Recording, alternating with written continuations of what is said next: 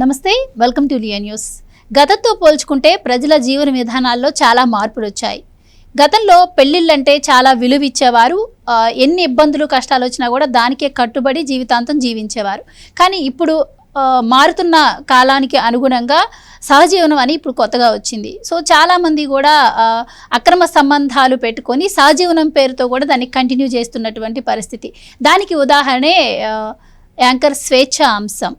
ఈ సహజీవనంతోనే ఆవిడ బలవన్మరణానికి పాల్పడినట్టు మనకి తెలిసిన నేపథ్యంలో అసలు స్వేచ్ఛ అంశంలో ఏం జరిగింది, ఆవిడ సహజీవనానికి ఒప్పుకోవడానికి గల కారణాలు ఏంటి, అలాగే మరి అసలు ఆ స్వేచ్ఛ అంశంలో తప్పెవరిది, చివరకు బలైపోయింది ఎవరు, ఇలాంటి విషయాలు తెలుసుకుందాం. మనతో పాటు ఉన్నారు senior journalist doctor Durga Vadlamani గారు. నమస్కారం అండి. మేడం, స్వేచ్ఛ అంశం ఎంత సంచలనం రేపిందో మీరు కూడా చూసే ఉంటారు. సో దానికి ప్రధాన కారణం సహజీవనం అని కూడా తెలిసింది. నిజంగా సహజీవనమే అంటారా?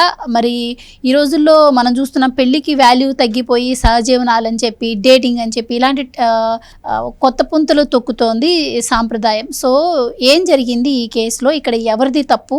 ఇప్పుడు ఎవరిది ఎలా ఉన్నా కూడా ఆ చిన్న పాప, ఆ అమ్మాయి భవిష్యత్తు అగమ్యగోచరంగా మారింది. మీరేం చెప్తారు దీని గురించి? ఇప్పుడు ఇద్దరు పెళ్లి కాని వాళ్ళు సహజీవనాన్ని కలిసి ఉన్నారనుకోండి, అది వేరే విషయం, అవునా కాదా? అది కూడా మీకు ఏం జరుగుతోందంటే, వీళ్ళందరూ కూడా ఒక స్వేచ్ఛ కోరుకుని మాకు ఆ చట్టంలో మేము ఉండము, పెళ్ళి అనే చట్టంలో మేము ఉండలేము, ఇమడలేము అని ఇది కొత్తగా వీళ్ళు ఇది తీసుకున్నారు. వెస్టర్న్ కంట్రీస్ నుంచి మనకు వచ్చింది. అంటే మనం ఏదైనా కూడా అమలు చేయడంలో మనం తప్పిదాలు చేస్తున్నామా, లేదు పక్కదారులు పడుతున్నామా? మీరు ఈ సహజీవనంలో కూడా నేను చాలామందిని గమనించాను. అతను అంతా సవ్యంగా ఉండి చక్కగా వెల్ టు డూ ఉంటే అలాంటి వాళ్ళని ఎంపిక చేసుకుంటున్నారు. లేదు, ఎక్కువ శాతం అప్పర్ క్యాస్ట్ వాళ్ళు అప్పర్ క్యాస్ట్ వాళ్ళతోటే ఉంటున్నారు. మీరు క్యాస్ట్లు కూడా చూసుకోండి. ఎక్కడో రేర్గా అప్పర్ క్యాస్ట్ వాళ్ళు, లేదు ఒక ముస్లిమ్స్ కలిసి ఉండడం, వాళ్ళ మధ్య చాలా విభేదాలు కూడా ఉంటున్నాయి. వాళ్ళు పైకి చెప్పుకోవట్లేదు. కొంతమంది బాగానే ఉండొచ్చు, మనకు తెలియదు. మీకు ఎక్కడైనా ఫస్ట్ ప్రాబ్లం వచ్చేదండి రెండు విషయాలు. ఒకటి మన అలవాట్లు, మన సంస్కృతి, ఆహారపు అలవాట్లు. ఈ రెండు దగ్గరే గొడవలు వస్తాయి ఎప్పుడు కూడా. మీ క్యాస్ట్ ఏదో ఒక క్యాస్ట్ మీద అనుకుందాం, మీ క్యాస్ట్లోనే మీరు ఒక ఊరు నుంచి ఇంకో ఊరికి మిమ్మల్ని ఇచ్చారనుకోండి, మీకు అక్కడ పద్ధతుల్లో తేడా వచ్చేస్తుంది, ఆహారం వండడంలో తేడా వస్తుంది. మీరు అనుకుంటున్నారు చేసుకుంటే తప్పేంటి, వాళ్ళు ఎవరినో చేసుకుంటే నాకేమవుతుంది, ఏమీ అవ్వదు, ఇక్కడే గొడవ మొదలవుతుంది. మీకు ఫుడ్ దగ్గర ఫస్ట్ గొడవ మొదలవుతుందండి, తర్వాత తంతుల్లో తేడా వస్తుందండి, ఎక్కడో రాదు. లేదు మా అత్తగారు సంప్రదాయం ఇదేను అంటారు వాళ్ళు, మా ఇంట్లో ఇలాగే వస్తుంది, కాదు మా అమ్మగారు ఇలాగే చెప్పారని మీరు అంటారు. అంటే గొడవలు ఎక్కడొస్తాయో చెప్తున్నా. సో ఇప్పుడు మీరు కలిసి ఉండేటప్పుడు సహజీవనంలో మీరు ఏం చూసుకుని సహజీవనానికి వెళ్తున్నారు? ఇప్పుడు మీరు ఒక చోట పని చేస్తున్నారండి, పని చేసినప్పుడు మీకు ఆల్రెడీ విడాకులు అయి ఉండొచ్చు ఒక అమ్మాయికి, ఈ అబ్బాయికి ఆల్రెడీ పెళ్ళి అయి ఉండొచ్చు. మీరు పెళ్ళయిందని తెలిసే మీరు సహజీవనానికి వెళ్తున్నారా? ఇప్పుడు మనకి కష్టం ఉందనుకోండి, అమ్మాయికి, సపోజ్ నాకు డైవర్స్ అయిపోయింది, నేను కాస్త గుడ్ లుకింగ్ ఉన్నాను, ప్రతి మొగాడు భుజం ఇచ్చేస్తాడు నాకు, నువ్వు నా భుజం మీద తలవాల్చుకొని నీకు ఎప్పుడే కష్టం వచ్చినా shoulder is ready for you అంటాడు. మనం ఆలోచించుకోవాలిగా, వాడికి పెళ్ళయిందా, పిల్లలు ఉన్నారా, ఫస్ట్ మనం ఆలోచించుకోవాలి. ఏ మొగాడు మంచివాడో చెడ్డవాడో మనం చెప్పలేము, అన్లెస్ అంటిల్ 4 walls మధ్య తప్ప. ఇప్పుడు మీకు టిప్ టాప్గా ఇద్దరికి బాగానే ఉంటుంది ఫస్ట్ చూసుకున్నప్పుడు. ఎప్పుడు తేడా వస్తుంది? కలిసి ఒక రూమ్లో జీవనం మొదలుపెట్టినప్పుడే తేడా వస్తుంది. మీరు దేనికోసం సహజీవనం చేస్తున్నారు అసలు? ఇప్పుడు స్వేచ్ఛ చేసిన తప్పేంటి? అతని నమ్మడం. ఇప్పుడు పూర్ణచంద్ అనేవాడు ఎవడో నీకు తెలియదా? తెలుసుకోవాలి కదా, అతను మంచివాడు కాదు అనేది అందరూ చెప్తున్నారు. భార్య పిల్లలు ఉండగా ఇంకొక అమ్మాయితో సహజీవనం చేస్తున్నాడు అంటేనే నమ్మకూడదు కదా. She's not kid, he's not kid, both are అడల్ట్సే కదా. మరి ఎందుకు, ఎక్కడ జరిగింది?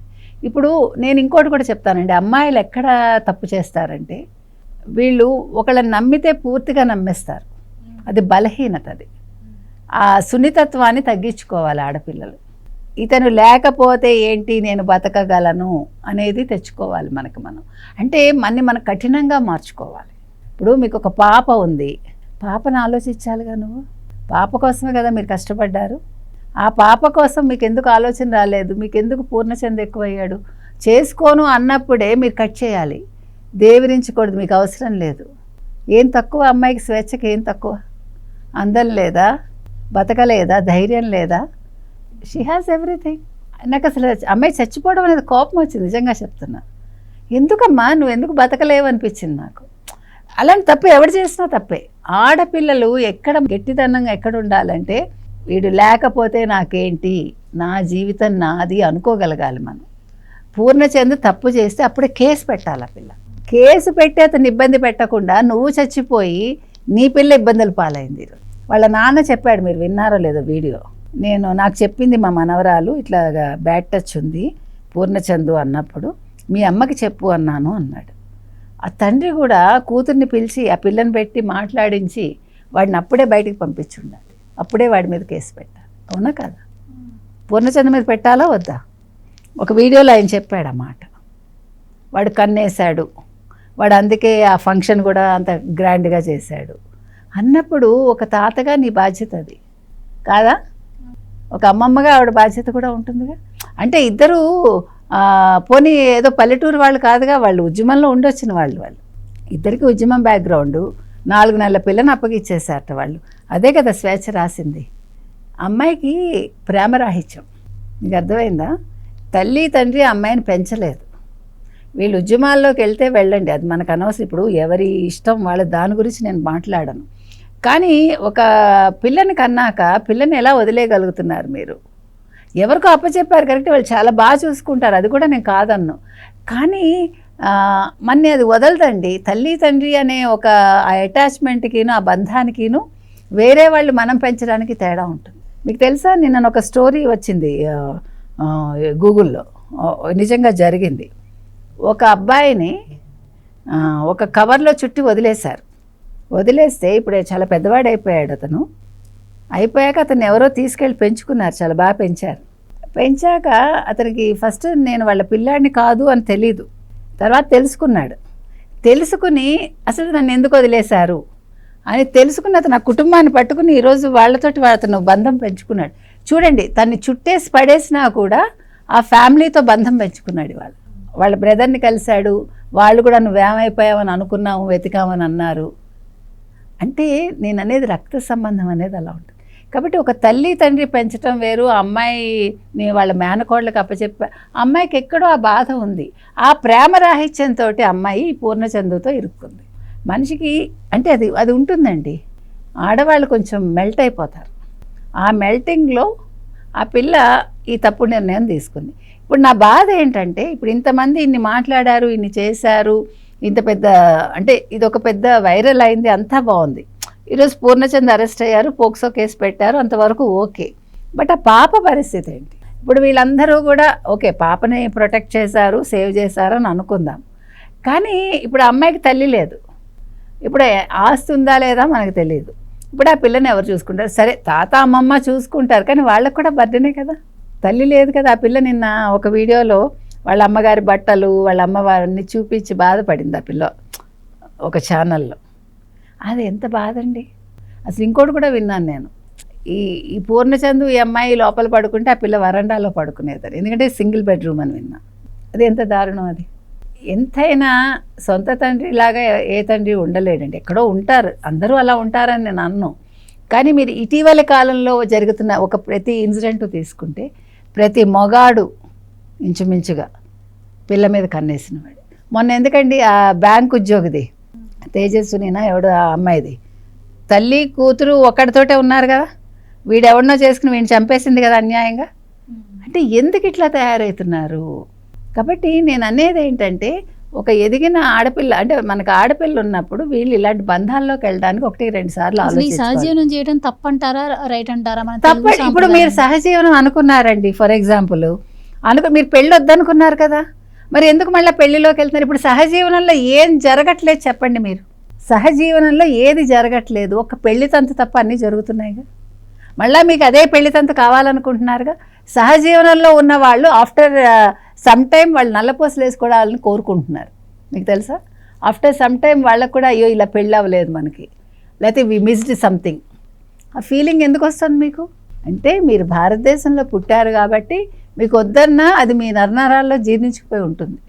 కాబట్టి సొసైటీలో నాకు తెలియదు, ఒకసారి ఒక డాక్టర్ మేము మాట్లాడుకుంటూ ఉన్నాం. నేను అన్నాను, ఎందుకండి నల్లపూసలు సడన్గా వేసుకుంటారు, వన్స్ యూ డిసైడెడ్ కదా, అంటే సహజీవనం అనుకున్నాక ఎందుకు నల్లపూసలు వేసుకుంటారంటే ఆవిడ ఉలిక్కిపడింది. అదేంటి మీరు నన్ను అంటున్నారా అంది.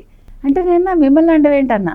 అవును, నేను డాక్టర్ని, ఒక్కొక్కసారి పల్లెటూర్లకు వెళ్ళినప్పుడు వాళ్ళకి ఆన్సర్ ఇవ్వలేక నేను ప్రెగ్నెంట్గా ఉన్నప్పుడు నల్లపూసలు వేసుకున్నాను నేను అని అంది ఆవిడ. నాకు అవన్నీ తెలియదండి, మీరు ఒక జీవనాన్ని ఎన్నుకున్నాక మీరు అందులో ఎందుకు ఉండట్లేదు? ఇప్పుడు పిల్లల చేత అమ్మా నాన్న అనే పిలిపించుకుంటున్నారుగా. ఇప్పుడు సొసైటీలో మీరు హస్బెండ్ అండ్ వైఫ్ కిందే లెక్కగా. దానికి ఏదైనా కొత్త పేర్లు ఉన్నాయా? లివింగ్ జంట అని ఎవడ అన్నాడుగా, అంటున్నాడా? సహజీవనం చేస్తున్న జంట, సహజీవనం చేస్తున్న ఆడది, సహజీవనం చేస్తున్న మగాడు అని ఎవరైనా ఇంట్రడ్యూస్ చేస్తున్నారా? చేయట్లేదుగా. మీరు మళ్ళీ అదే బంధం కోరుకుంటున్నప్పుడు ఈ సహజీవనం ఎందుకు? ఆ పదం ఎందుకు అసలు? మనం ఎక్కడి నుంచో తెచ్చుకుని కొత్తగా, ఇది వరకు మీకు గుర్తుందా, బర్నింగ్ ద బ్రా, దాని కాన్సెప్ట్ తీసుకుని పైటలు తగలేయాలని రాశారు. ఇప్పుడు చున్నీలు కప్పుకుంటున్నారు. మీరు ఎవరినైనా చూడండి, మీకు తెలియకుండా మీరు మళ్ళా ప్రాచీనానికే వెళ్తున్నారు. మీరు అర్వాచీనం అనుకుంటూ ప్రాచీనంలోనే బతుకుతున్నారు. కాబట్టి నేనైతే సహజీవనానికి నేను ఎగ్నిస్ట్ అండి. అంటే నేనంటే మీకు ఇష్టపడితే పెళ్లి చేసుకో, పెళ్ళైన వాడిని ఎందుకు ఎన్నుకోకండి, అవునా కదా? ఇప్పుడు ఆ భార్యని, పైగా కొంతమంది కమెంట్ చేశారు, నువ్వు ఎలా ఉన్నావు ఇలాంటి మోసగాడితోటని భార్య పిల్లల్ని అడుగుతున్నారు. మరి తప్పు కదా అలా అడగడం. ఆవిడేం చేసింది మధ్యలో? ఆవిడ విక్టిమ్ అయింది. ఇప్పుడు మోసం చేసిన వాడుని మీరేమన్నారు, ఆ భార్యని ఎందుకంటారు మీరు? మోసం చేసిన వాడినానండి. ఆవిడకి ఏం తెలుస్తుంది? ఇప్పుడు మగాడు అనేవాడు ఏం చేస్తాడు, నెమ్మదిగా వాళ్ళకి నచ్చజెప్పి, ఈ అమ్మాయి వాళ్ళ ఇంటికి వెళ్ళిందిగా, ఆ పిల్లల్ని కూడా నన్ను అమ్మ అని పిలవమని అడిగిందని ఆవిడ చెప్పింది. ఎవరు? ఆ భార్య స్వేచ్ఛ చెప్పిందని. నేను అనేది వీళ్ళకి నాకు ఒక కేసు తెలుసండి. ఫస్ట్ నాకేం వద్దు, నన్ను ఇష్టపడితే చాలు అని ఈ పిల్ల వెళ్ళి, అతనికి ఆల్రెడీ పెళ్ళయిందని తెలిసి, తర్వాత నేను సూసైడ్ చేసుకుంటాను బెదిరించి అతని చేత తాళి కట్టించుకుని ప్రెగ్నెంట్ అయ్యి, తర్వాత నువ్వు భార్యను వదిలేయాలని డిమాండ్ చేసి ఇవి జరుగుతాయి. మీకు సునీల్ది ఒక సినిమా ఉంది, గుర్తుందా మీకు? వీళ్ళు నాకేస్తారా అంటాడు. అంటే ఇవన్నీ వాస్తవాలండి. నేను అనేది, మీరు సినిమా వాళ్ళని తీసుకోండి, ఎక్కువ శాతం పెళ్ళైన వాడినేగా చేసుకుంటారు. అంటే ఒక భద్రత, అభద్రతతో ఒక భద్రత కోసం వీళ్ళు పెళ్ళైన వాడితో వెళ్తారు. ఎందుకంటే పెళ్ళి కాని వాళ్ళు వాళ్ళని చేసుకోరు. కానీ ఇక్కడ అలా కాదు కదా, సహజీవనం అలా కాదు. మీరు ఇష్టపడి వాళ్ళతోటి మీకు ఏదో నచ్చి వాళ్ళతో ఉండాలనుకుంటున్నారు. అది లాస్ట్కి మీరు ఎప్పుడైతే, ఇక్కడ విక్టిమ్ ఆడదేనండి ఎప్పుడు కూడా, మీరు గుర్తుపెట్టుకోండి. సహజీవనంలో కానీ పెళ్ళిలో కానీ ప్రియుడితో కానీ నష్టపోయేది ఆడపిల్ల. ఇప్పుడు సహజీవనంలో కూడా నువ్వు ఎందుకు నీ శరీరాన్ని ఇస్తున్నావు? నువ్వు ఇష్టం అని చెప్పి ఇస్తున్నావు. పెళ్లి చేసుకోనన్నప్పుడు విడిపోవడమైనా జరుగుతుంది, కోపంగానైనా విడిపోతున్నారు, కొట్టుకునైనా విడిపోతున్నారు, లేకపోతే ఇలా బలవంతంగా ప్రాణాలు తీసుకున్నారు. సో అల్టిమేట్గా ఎవడు నష్టపోతున్నాడు? ఆడపిల్లేగా. ఇప్పుడు వాడిని ఎవడేమన్నాడు, అది పూర్ణచంద్ర కాదు, సమ్ ఎక్స్ కాదు, సమ్ వై కాదు, వాడికేంటి మొగాడనే తల్లులు ఉన్నారు తెలుసా, వాడికేంటి మొగాడనే చెల్లెళ్ళు ఉన్నారు, అక్కలు ఉన్నారు. You can't believe there are people. మళ్ళీ ఇదే ఆడవాళ్ళు. ధైర్యంగా పెళ్లి చేసుకోండి, హ్యాపీగా రిజిస్టర్ పెళ్లి చేసుకోండి. ఒక భద్రత ఉంటుంది. ఇప్పుడు మీరు ఏదైతే కోరుకుంటున్నారో, ఇప్పుడు మీరు ఒక పెళ్ళైన వాడితోటి 10 మందిలో తిరగగలరా? నా భర్తను గట్టిగా చెప్పుకోగలరా? పెళ్ళి కాకపోతే ఈ సహజీవనంలో చేయలేరు కదా. ధైర్యంగా మీరు సొసైటీలో తిరగగలరా? ఫ్రెండ్స్లో తెలుస్తుంది, ఎప్పుడు ఫస్ట్ ఫ్రెండ్స్కే తెలుస్తుంది, ఇంట్లో వాళ్ళకి తెలియదు ఏది కూడా. కాబట్టి నేను చెప్పేది ఏంటంటే, స్వేచ్ఛ, పెళ్ళి చేసుకోమని అడగడం ఓకే, అది అమ్మాయి ఇష్టం, కానీ ప్రాణాలు తీసుకోవడం మాత్రం చాలా తప్పు. తను బతికి పోరాడి చూపించాల్సింది పూర్ణచంద్రకి చుక్కలు చూపించుంటే బాగుండేది. అదొక్కటే నేను చెప్తా. ఇప్పుడు ఆ చిన్నపిల్ల విషయంలో వాళ్ళ అమ్మమ్మ తాతయ్య గారు ఆ అమ్మాయిని శ్రద్ధగా చూస్తారని ఆశిద్దాం మనం. ఆ పిల్ల చక్కగా పైకి వచ్చి మంచిగా చదువుకుని తన కాళ్ళ మీద తను నిలబడగలిగే స్టేజ్కి రావాలని మనం కోరుకుంటాం. Right madam, thank you so much. Thank you. Please subscribe to Leo news for more videos.